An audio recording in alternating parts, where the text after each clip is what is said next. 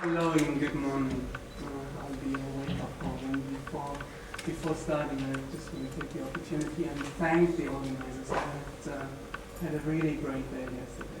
I enjoyed that and I learned a lot, and I hope I can keep the standard up. Okay. Yeah. Oh. So we have been silenced, the imaginary prohibition in the case of PEGIDA online, I should say. PEGIDA is an acronym in German for, I translate, Patriotic Europeans Against the Islamization of the West. The movement started in October 2014 in the eastern German town of Dresden, organizing weekly demonstrations that over the first 3 months of the movement's existence managed to draw ever larger crowds, peaking at about 25,000 participants in January 2015. The movement's anti-Islamist motto proved to have a broad populist appeal, playing to vague conspirational fears of the subversion of traditional European culture through migration, and of course especially from the Middle East. But in distinction to other right-wing movements, PEGIDA managed to retain its broader appeal for a considerable time by serving its prejudiced agenda while repeatedly emphasizing its anti-racist, anti-Nazi stance. And it's quite a thing to see how in online forums the anti-Islamist stance somehow disappears in discussions of identity. So in order to discuss the reception of the movement online as well as its socializing effects, I have divided my analysis into 3 distinct scenes, 3 patterns of interaction online. In so doing, I want to specifically work out the second set of scenes that I'll be presenting here, namely a variation of what Ahmed has called the imaginary prohibition in racist speech. That is forms of we have been silenced, we are not allowed to say what we think. And while this claim itself is by no means new, I also trace its history. I want to look at the particular ways that it has come to function in the usage of PEGIDA supporters. And the other 2 interaction forms are complementary to this task. Okay, let's look at the first set of scenes that I want to present. A set that is typical for comments on news platforms, absolutely typical. However, not so typical for discussions on PEGIDA. I found some that reference PEGIDA, but with PEGIDA zipping into the online discussion, something else happens, and I'll show you what in a minute or 2.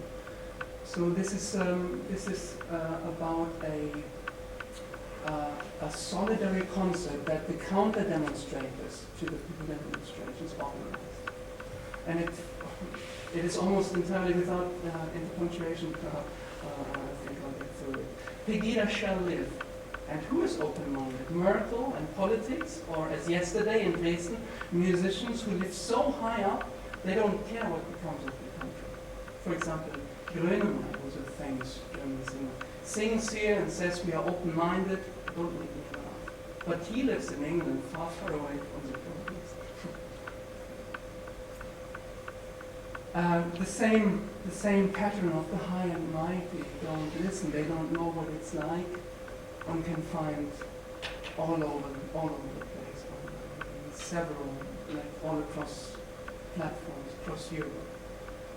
This here is from the time when the sun.co.uk still had commentary activity on the page before they had a paywall. And this is about this is about an article suggesting heavy and irrational government spend. So users comment, here we go again, millionaire talks completely out of touch. I don't pay my taxes to keep overpaid millionaires living in the land of luxury. The amount of taxpayers' money that is spent on MPs' posh lifestyle is a disgrace. Most of them are millionaires. If they want to live in that manner, they should pay for it themselves. Yet again, we're all in this together. Another one, Cameron should live on the minimum wage in a block of flats in Tottenham. Perhaps then he would begin to understand what it's like to live in the real world.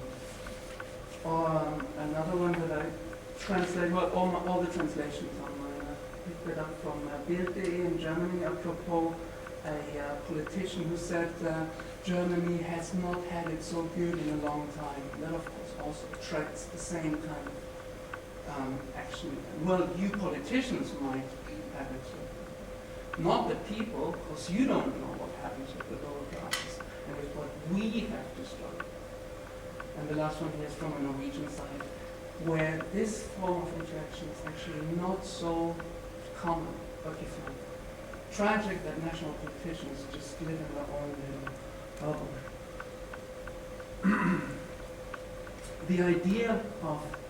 The idea running through all of these processes is severe disconnect between the people and those governing them.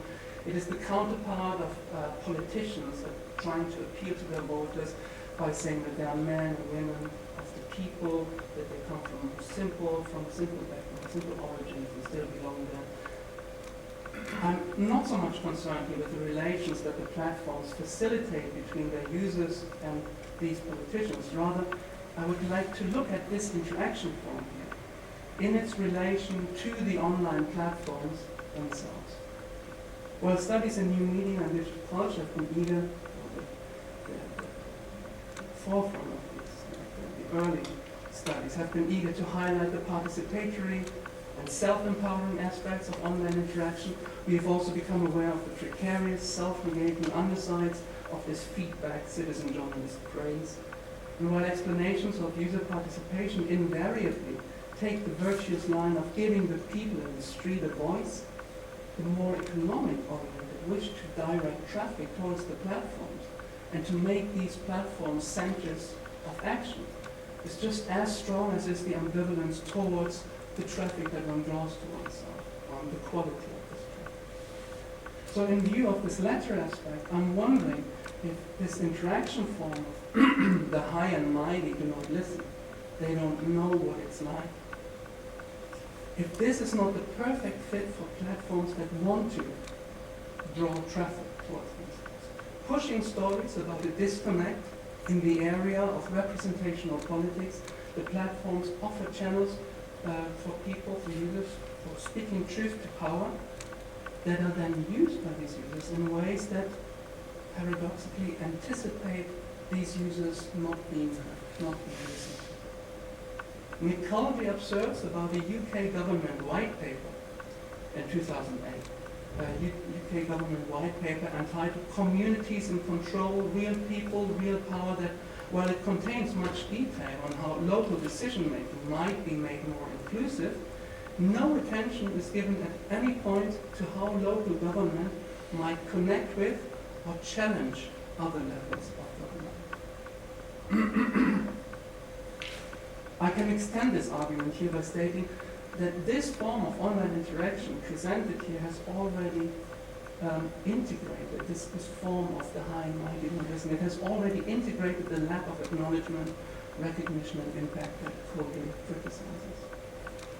This leaves us with a pretty bleak reading of the pun neoliberation for this set of posts. We are liberated to participate in what psychoanalysis would call a melancholic performance. The performance of a complaint that does not really want to do away with the cause of its grievance, but contents itself with being claimed. Okay. Let's turn to the next scene that I want to see, the set of scenes that I want to present and discuss here, specifically that of being prohibited to speak one's mind, to speak freely, which has become the characteristic interaction form of the PEGIDA movement in commentary threads, and really replace the we are not being listened to. At least there's the tendency. And here I've got a choice and they're really easy to find. What the handling of PEGIDA has taught me is that democracy does not exist in this country. In principle, everybody would have the right to freedom of expression, to demonstration.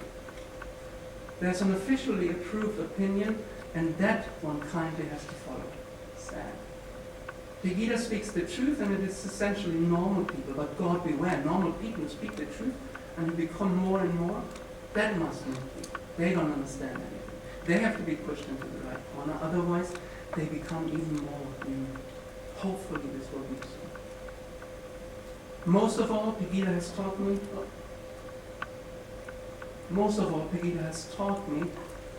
how ruthless, how arrogant and ruthless the leftist green establishment of the quality media and politics go against dissenters who go out in the streets peacefully and non-violently for their opinion. The handling of PEGIDA has also shown me that those who loudly call for tolerance are the most intolerant. Finally, PEGIDA has shown me that our ineffable history has long disappeared from the minds. And adding a Rosa Luxemburg quote for good measure, the proposed answer is freedom is always the freedom of dissenters. Okay, one more. According to the understanding of the left and center, PEGIDA's opinions are not allowed because they do not correspond to the worldview of the left-center group and must be right-wing for that reason alone. For me, a pre-totalitarian opinion syndicate or worldview cartel. All right. I had a couple more. Even though we might detect in this set of scenes a faint idea of a masochistic pleasure, which it seems to share with the first set of the high enlightenment of listening.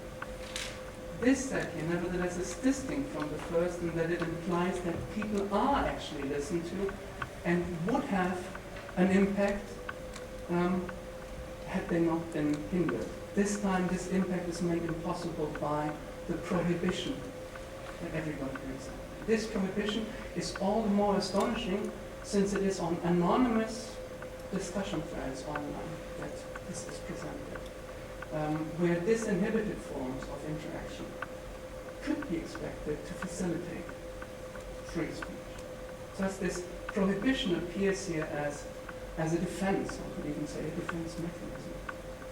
This defense, and let me trace it a little bit back in its history, because this commonplace of we are not allowed to say what we think, this has its roots in the anti-political correctness movement of the late 1980s, early 1990s, when emancipatory and diversity college policies were attacked from the right for not only being impractical, but downright oppressive and intolerant.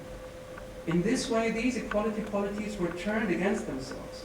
Stuart Hall links the success of this practice to the rise of neoliberalism and, I quote, the new right's seductive appeal to selfishness, greed, and possessive individualism, striking a sort of populist alliance across the lines of traditional class alignments. That's in an article from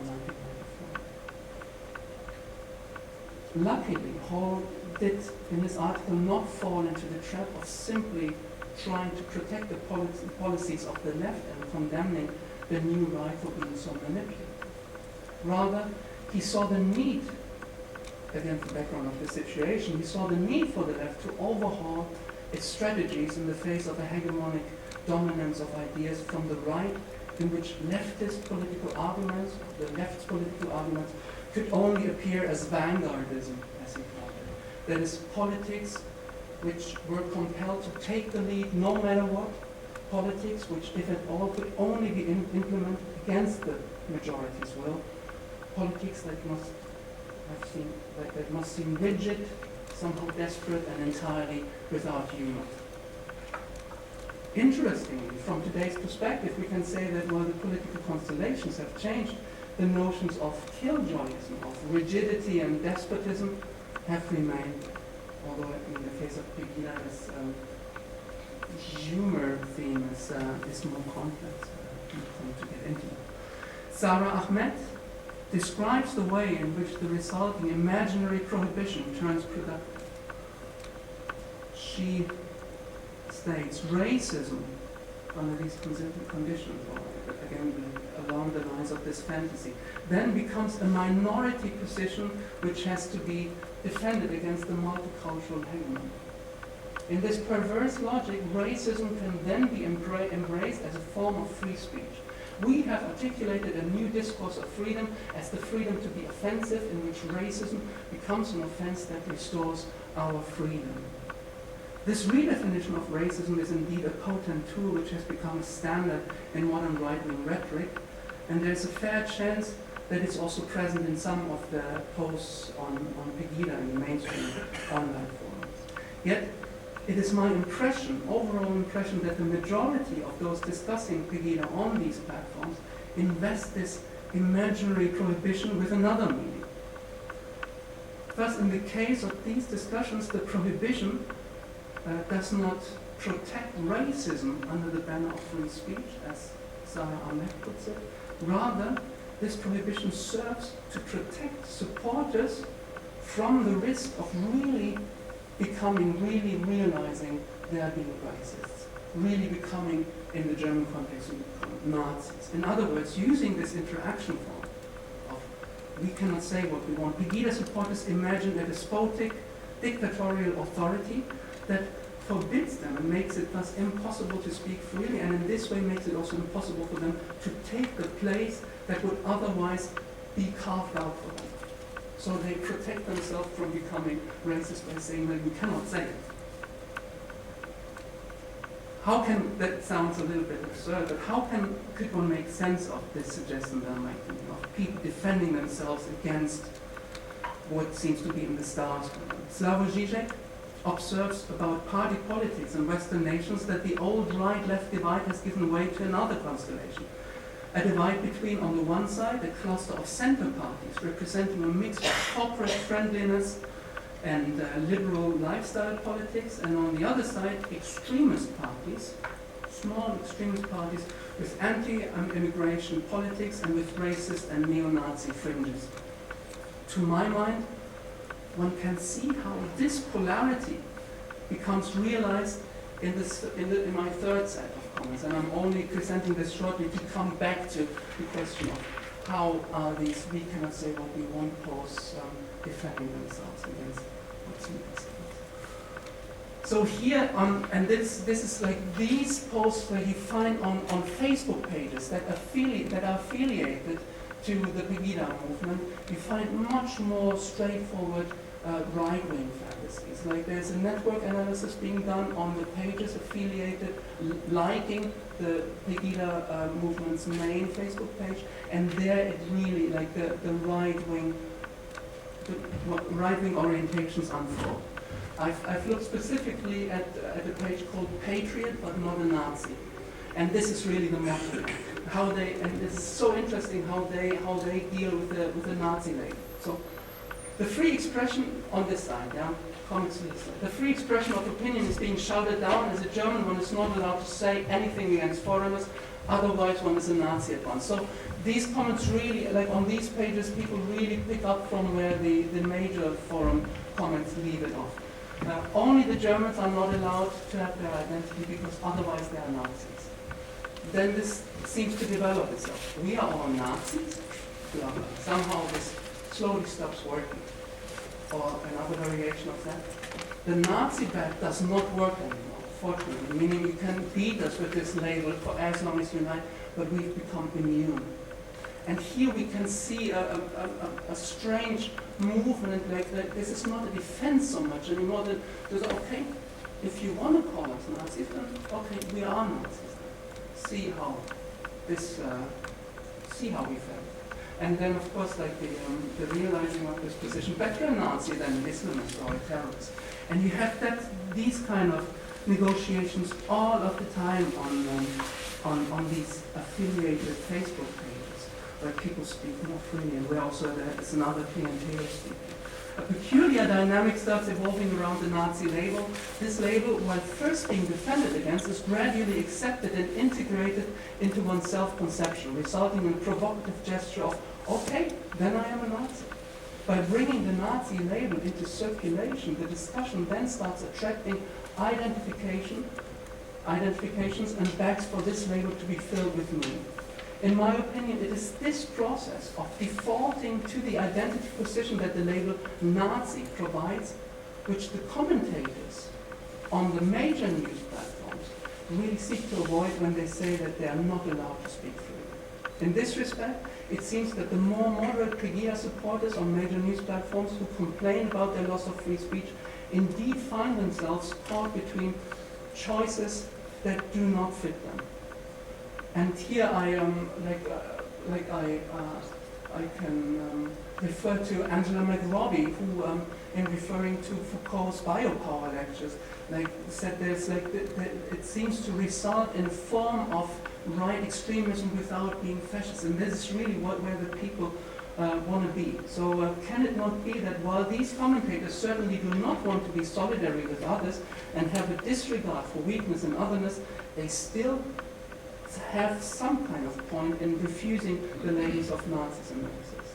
The repetitive mode in which the commentators on major news platforms refer to dictatorship, authoritarianism, despotism, develops an appeal that seems to turn from a warning into a wish. Ultimately, it seems that an authoritarian state is not what these commentators criticize. It's not something they suffer under, but what they ultimately long for. In this way, they refuse their radicalization by projecting the inability to say what they want onto the center political establishment. In so doing, however, the fantasy of a strong and heavy-handed authority comes to the fore. Not wanting to become Nazis, they nevertheless would give their consent to a life less liberated and with less freedom, as long as these limitations were valid for everybody and not just for them as an imagined minority.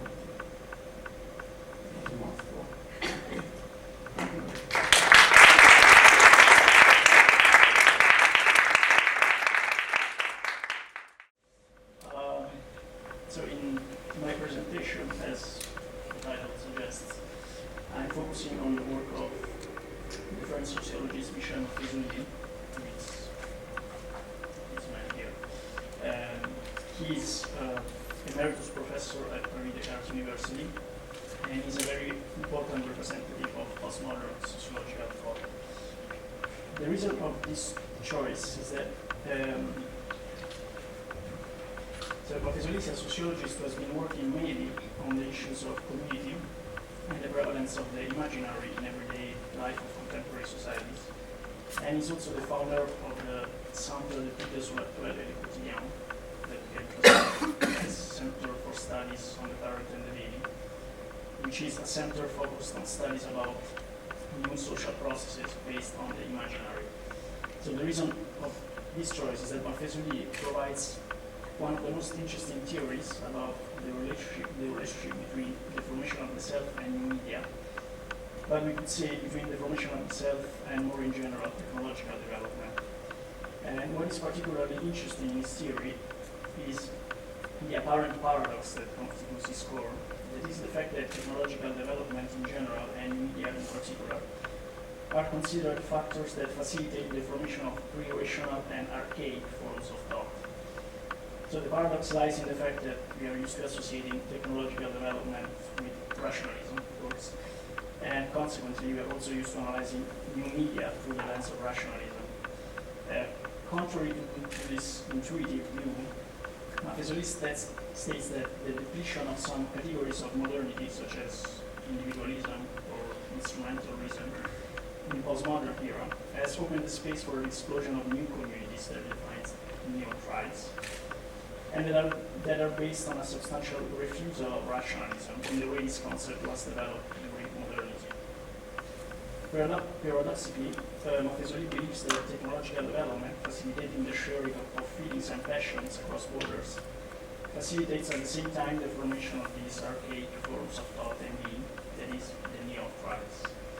So I try to analyze this argument, focusing on the potentially dangerous consequences that the concept of neo-tribes contains, especially in relation with power and forms of domination. More specifically, I will stress the fact that conceiving contemporary forms of aggregation as based on pre-rational feelings implies the lacking of a reflexive mediation, which is necessary to critically contrast forms of domination. I try to show how, in Maffesoli's theory itself, there is a recognition of the fact that power can take advantage of this pre-rational thought by operating in the same pre-rational way as seduction. So first of all, we can explain what Maffesoli means by the expression neo-tribes and how these neo-tribes are related to new media. So basically, Maffesoli believes that we are witnessing the overcoming of some of the most important categories of modernity. And with the term modernity, by the term modernity, Maffesoli means, following Max Weber, the development of Western rationalism from the Enlightenment to the forms of organization of modern capitalism. For Max Weber, modernity lies in the application of instrumental rationality in the main spheres of life, social, economical, juridical, and so on. Instrumental rationality is a purely formal rationality based upon calculation of the means-end relationship.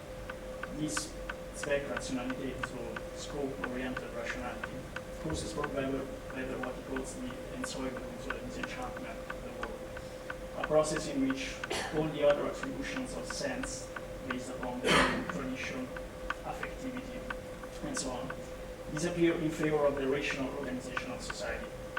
To the this first sense of modernity, we must add the second one, that is central in Maffesoli's critique, that is the link between modernity and representation. With representation, Maffesoli means the idea that modernity, beginning with the Enlightenment, lies on political projects oriented on future aims to reach, such as the emancipation of the subject, his conquest of autonomy, and so on.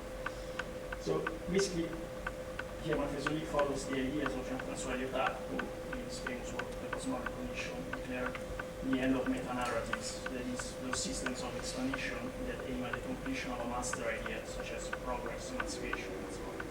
So systems of thought like Enlightenment, Marxism, idealism.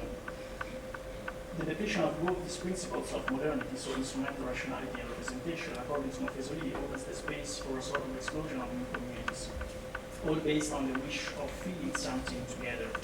What binds the members of this community is what Maffesoli calls an edis of aesthetics, where the word aesthetics must be conceived in its etymological meaning, that of sensation, or the aesthesis. This would lead to an overcoming of individualism. The overcoming of individualism means that in these neo-tribes there is a sort of loss of the self in favor of supra-individual forms of existence. A loss of identity, which opens the space for several identifications of the self with a community, a group, and which fulfills his need of belonging to something of supra-individual. This process is defined by Maffesoli as tribalism, or neo-tribalism, because it shows a nostalgia for pre-individual fusions typical of pre-modern and pre-capitalistic forms of aggregation. Furthermore, these aggregations await all a set of feelings concealed by the process of individualization that accompanies modernity. Basically, they await a common emotional substratum and a sort of collective subconscious. There are various forms of these aesthetic communities or neo-tribes for Maffesoli. An aesthetic community can be, for example, the momentary aggregation of people who share an interest, such as even a gathering for a concert or a football match. So in these cases, what counts, what renders a community a neo-tribe is the desire of feeling something together. It's also important to stress that for Maffesoli, the end of representation, that is the decline of explicative systems of political projects oriented to future goals to reach. This end of representation implies a valorization of the present. If it is no longer important to commit to a main political project, what counts is the single present moment.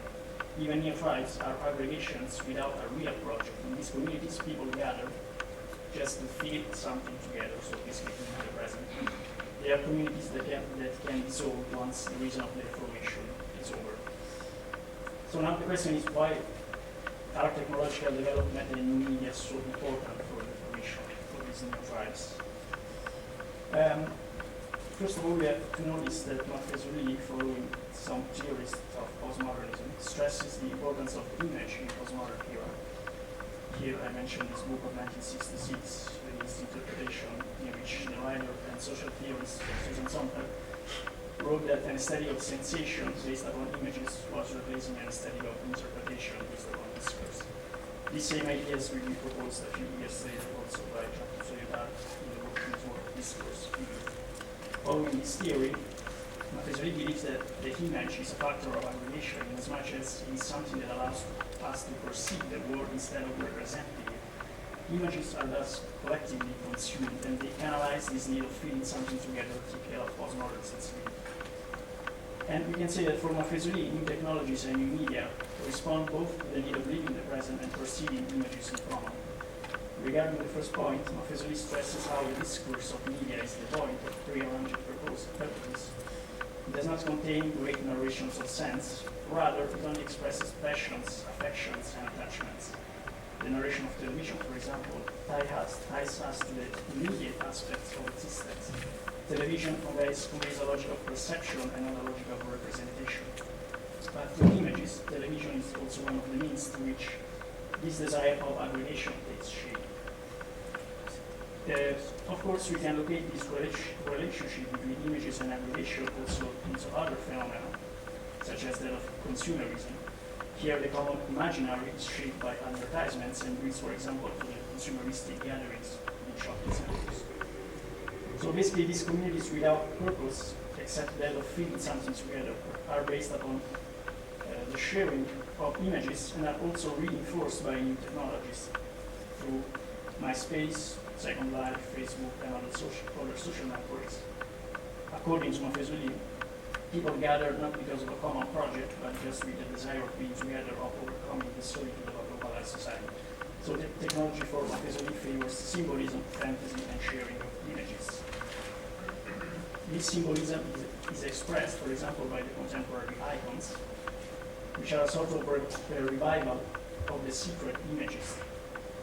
A star of television, as well as a star of music or sport, can all be conceived as contemporary icons with whom people tend to identify or who become objects of idolatry. Of course, new media, as long as they eliminate borders and render communication a worldwide phenomenon, facilitate the spread of these images and the celebrity of these contemporary icons.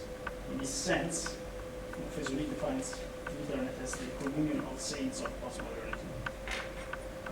As in the original sense of religion, that of re ligare, internet provokes a sort of mystic of sharing, according to me, of communion, so new forms of solidarity and also of sharing contents like in the 2.0 web with Wikipedia and so on. So if modernity was based upon the verticality of institutions, postmodernity is based upon the horizontality of peer-to-peer culture, a network of solidarities and common feelings that doesn't mean any mediation of institution. Here, there is of course a reference to some pre-capitalistic and pre-modern forms of society, those for example described by Marcel Mauss in the Essai sur le Don, the image.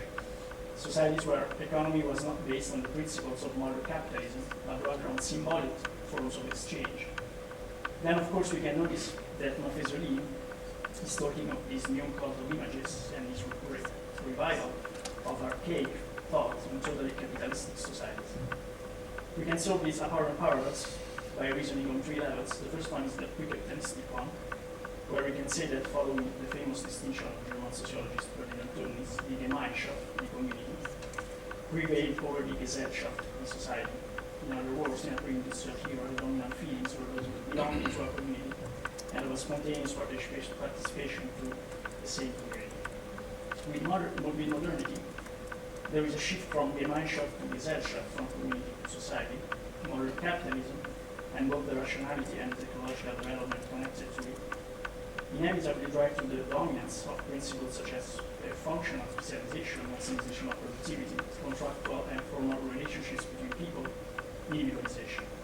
So in this sense, it seems that technological development, new technologies strictly associated to the scope-oriented rationality, this rationality of modernity, are all factors that determine and overcoming of organic forms of relationship, producing what, as we mentioned before, Max Weber called the ensoibable, so the disenchantment of the world.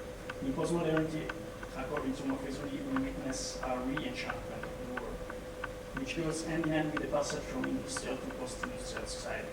So technique, after creating isolation, nationalization of existence, and of community solidarity, with the same means, in a post-industrial and globalized society fosters connectivity, imagination, archaic feelings, and this re-enchantment of the world. As I said, the process is accompanied by the passage from industrial to post-industrial society. That is the passage to an economy of services, information and knowledge-based, to immaterial labor, and so on. This stage of capitalism, also described as late capitalism, for many theories, is centered on a sort of aestheticization of economy and society. This means that aesthetics is more and more involved in the process of production, that there is a proliferation or a bombardment of signs and images, and that the modern era based upon morality is replaced by a postmodern era marked by hedonism and the cult of the present. So with this specification, it's probably easier to understand how Maffesoli can locate in postmodernity some pre-modern forms of aggregation. Here my thesis is that the contradiction of Maffesoli's theory lies right in this fact, that is, the celebration of pre-modern forms of aggregation in a scenario in which power is still strictly tied to capitalism like in modernity. In other words, it is like if Maffesoli's analysis remained only on the horizontal level of society without reaching the vertical level of the relationship between people and power. It can be true, in fact, that some of, or even many expressions of postmodern society represent a reaction against modern rationality and a return to some pre-modern forms of thought. But it is also true that power hasn't carried out the same path of coming back to previous forms of organization. In other words, while people, always according to Maffesoli, lose part of the rational process, power basically reinforced its rational apparatus, adapting it to the new conditions of post-industrial society.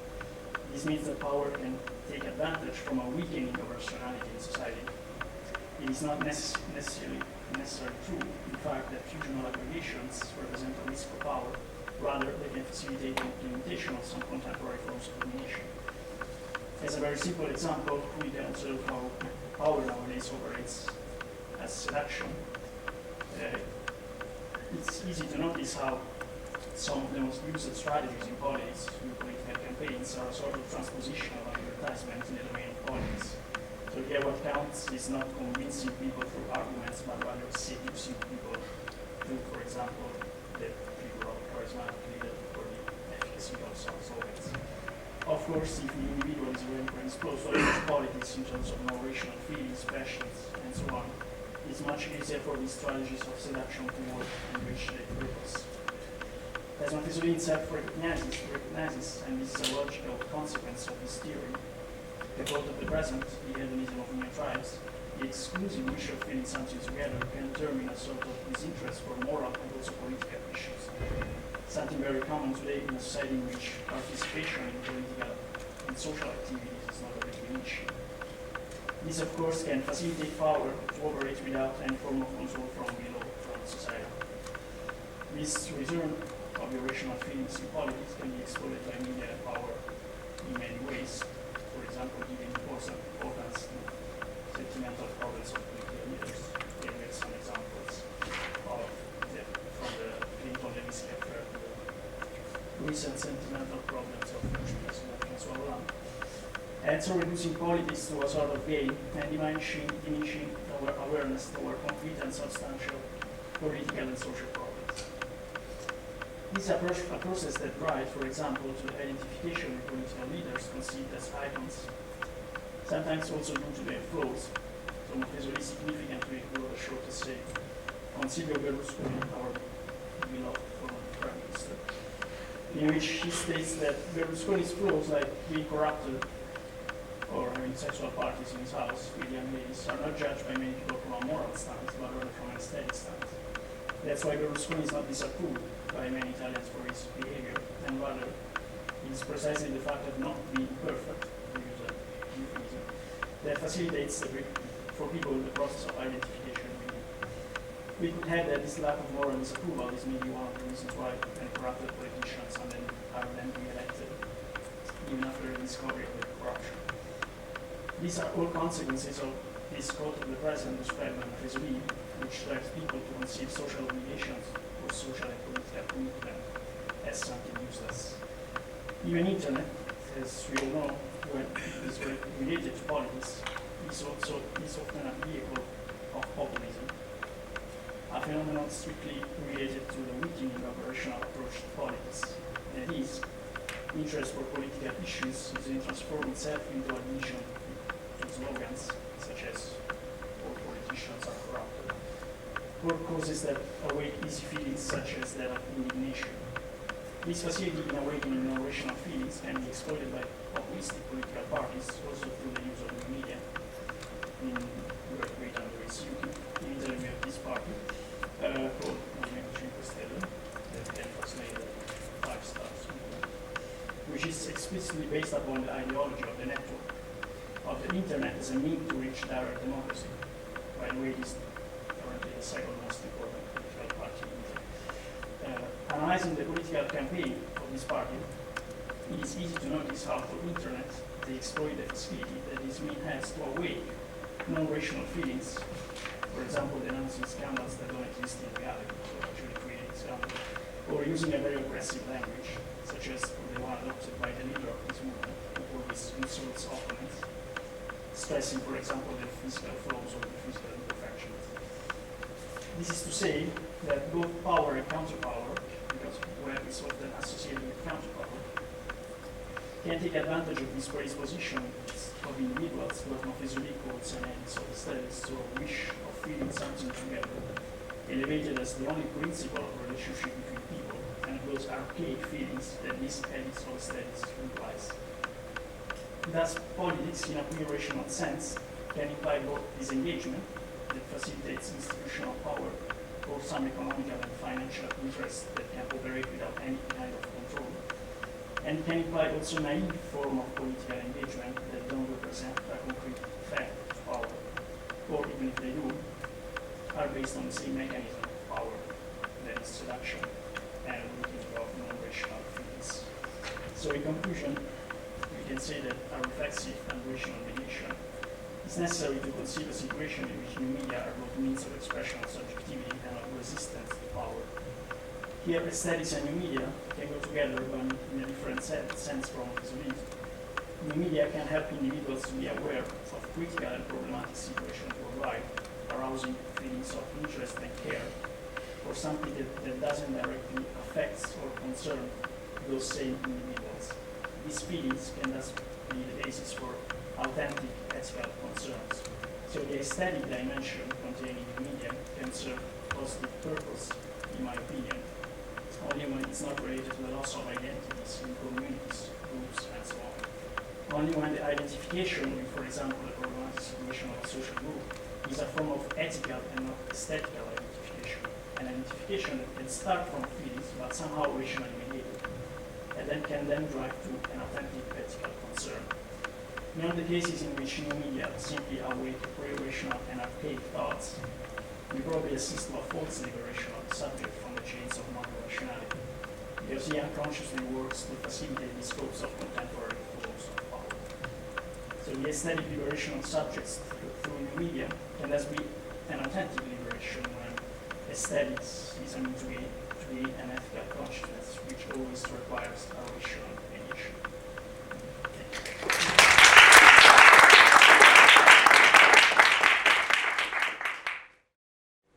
Hi everyone, I'm really excited to be in the same panel as Steffen and Luca. It's very pertinent to my paper.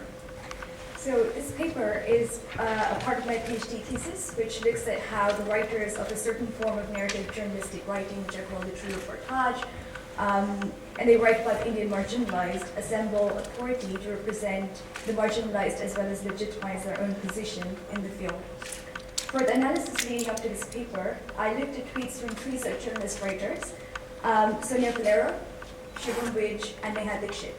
A look at Twitter as a socio-technical microcosm allows me to look at a very Bourdieusian struggle where these journalist writers position themselves in opposition to the mainstream media, which the Indian public have lost confidence in.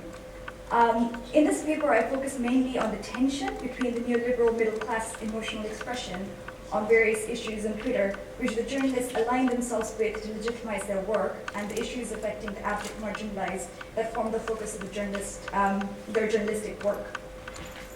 I explore the strategies in which this duality influences the ways in which these journalists position themselves. And I also illustrate these tendencies in an example drawn from my analysis of their tweets. So the full paper actually has more of an analysis and more examples, but I concentrate on one.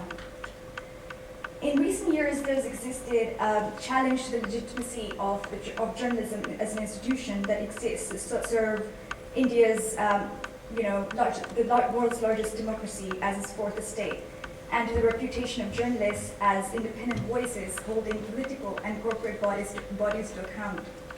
Open Magazine, a new news weekly, published a feature in late 2010 implicating many well-known Indian print and broadcast journalists from various reputable and influential media organizations in unethical conversations with business lobbyist Mira Radia. They were caught on tape colluding with the lobbyist Radia on articles and media features that portray the latter's political clients in a favorable light, as well as killing stories that did not. This controversy is called Radia tape controversy, and it's very famous in India. Infamous. The discussions around the Radia tapes were revisited recently when SR tapes were made public in March 2015. Internal emails leaked from SR Group revealed that the company cultivated relationships with bureaucrats, politicians, and journalists, and used their influence to plant stories in the media. So the initial response in the mainstream media to the tapes being released was a complete silence about the incident. This failure to respond to the public criticism and outrage resulted in further erosion of faith in the integrity and state of journalism in India. Furthermore, when finally forced to comment due to increasing pressure by the public on platforms such as Twitter, the news organizations adopted denial and deflection tactics to downplay the seriousness of allegations. In contrast to the lack of coverage of these issues in mainstream media, Twitter has emerged as a watchdog in Indian journalistic field, providing an important function in countering what, so I questioned a journalist, I interviewed a journalist, and this is what he said, and what this guy said calls the smugness of the English language mainstream news media. My contention is that this watchdog function on Twitter has been appropriated to a large extent by working journalists, editors, contemporary political and cultural critics, contemporary authors, etc., to legitimize their role in the cultural field. The legitimacy of these actors, therefore, is derived from the alignment of their ideological positions with that of the citizens who critique the mainstream media and its high-handedness. Therefore, the values that they espouse are those of participatory, inclusive, and transparent journalism.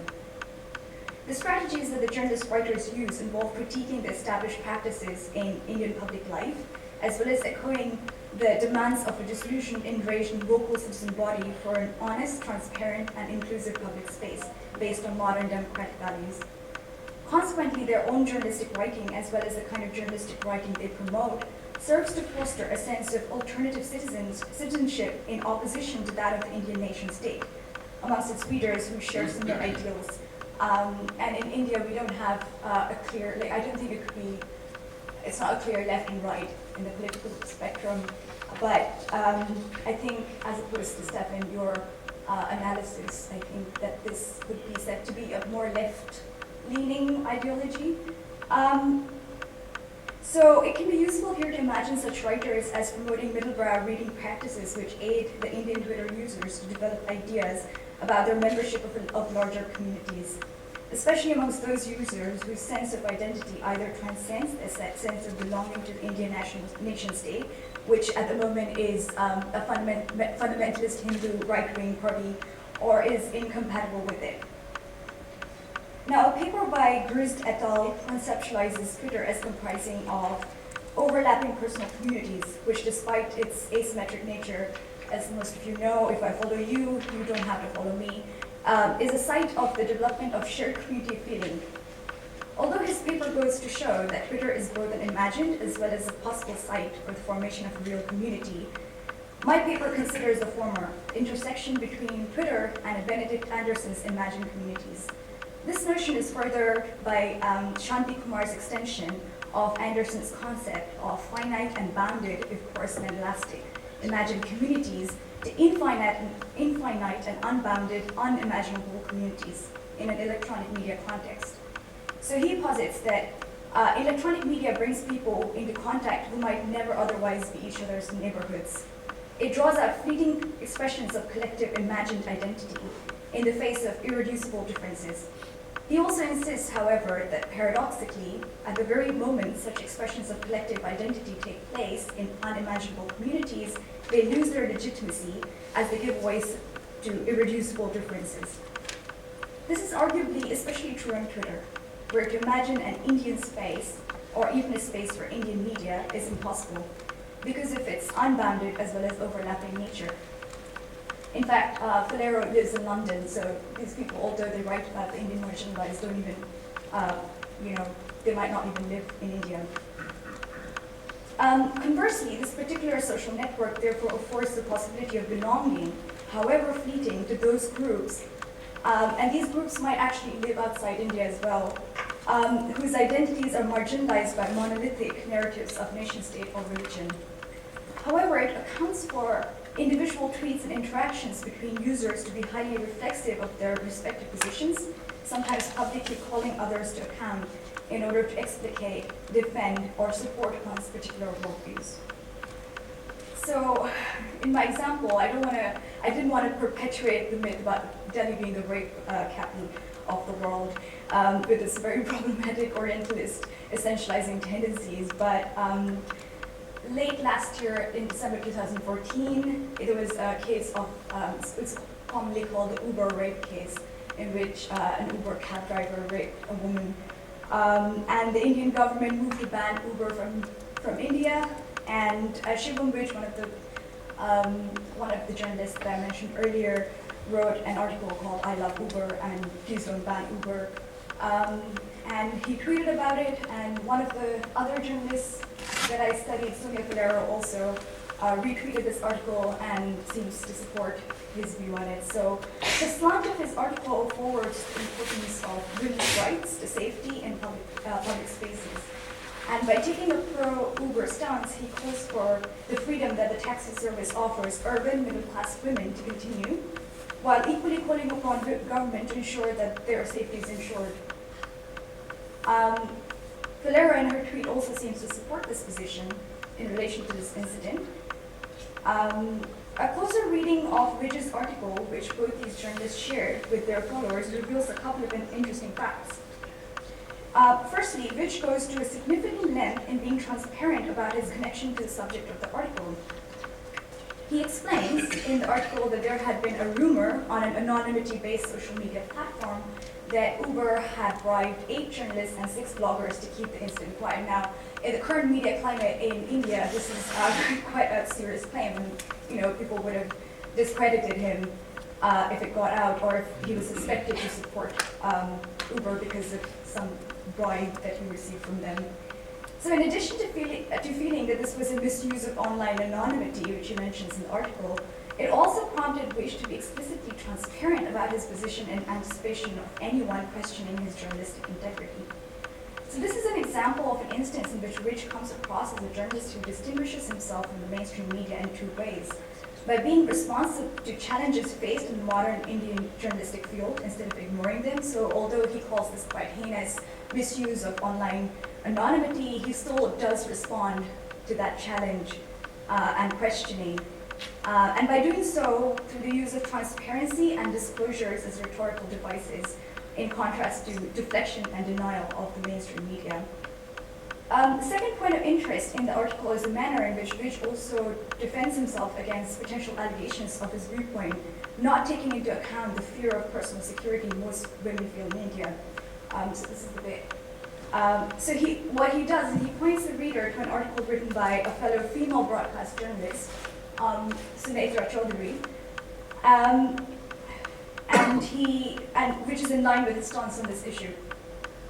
In fact, although he declares I love Uber in the beginning of the article, and the tweets aim to get readers to click on the link, once he's established his viewpoint as representative of some women, he goes on to give reasons why we love Uber. His article therefore gains legitimacy amongst not just young urban middle-class Indians who are upset about a potential banning of the app and their mobility in the city, but also through the fact that it seeks to be representative of the voices of women who decry the lack of security in the Indian transport system.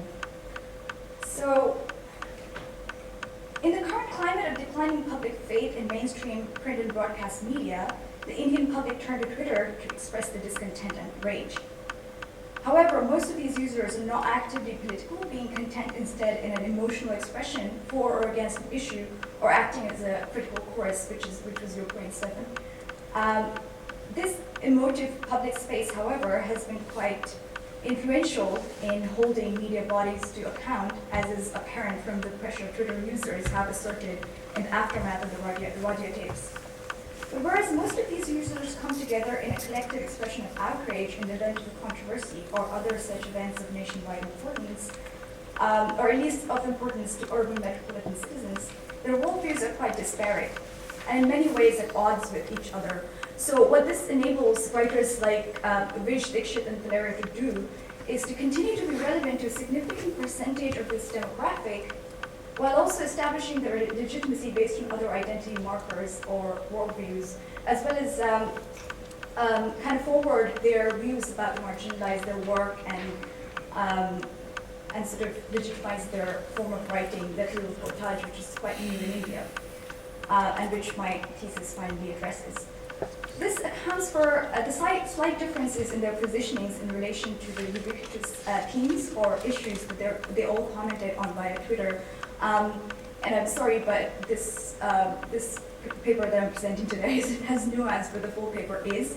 However, when viewed in relation to their relative positions in the larger field of Indian media, it's easy to see the oppositional tone that they all take to the established forces of power in the field. By doing so, they mobilize an emotional connection with the disenfranchised public, which, although middle class, has until now not had the public platform to express their opinions, and this legitimizes their position in the field. Now, the tension that I was talking about is it raises a further question of authority to represent the marginalized and how this authority is negotiated. So although this paper shows how journalist writers attempt to align themselves with the concerns of Twitter using publics in India, the question is, who are these people who have found a relatively powerful voice in social media? One of the criticisms of social media in countries like India, which have a vast digital divide, is that inclusiveness that social media platforms like Twitter afford the public can only be enjoyed by the upper middle classes. The platform is a place where the middle class can voice their discontent, whereas the socially marginalized do not have the means of accessing it. In fact, a qualitative study comprising of interviews with various Indian journalists showed that the journalists do not consider public perspectives on Twitter to be representative of the country.